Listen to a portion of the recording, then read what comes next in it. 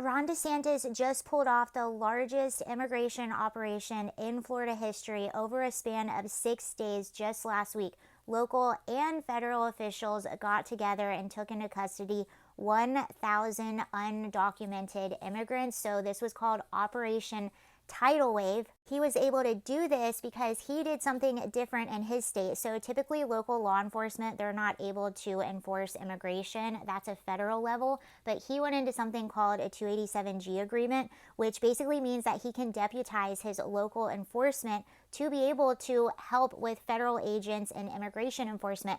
So he's got, let's see, Florida Department of Law Enforcement, he's got Highway Patrol, he's even got Fish and Wildlife helping to enforce immigration. And one of the reasons especially Fish and Wildlife is important to Florida, I'm going to show you. Florida is a peninsula.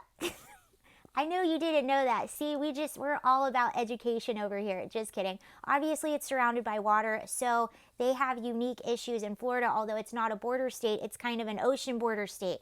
These are photos my uncle actually took. He goes fishing a lot down in Florida, and he sees these little boats all the time. So this was just abandoned in the water. See, he sees them all the time. This is another one that was on shore, and you can see he gets a little bit closer and closer. Look at that.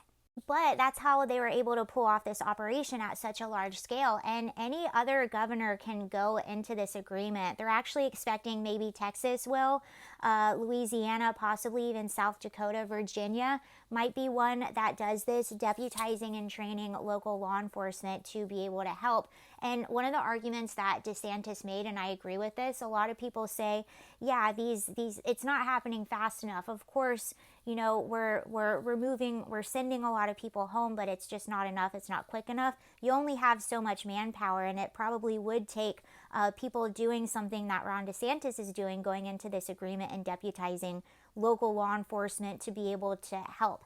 All hands on deck, people. Anyway, that was a really, really big operation.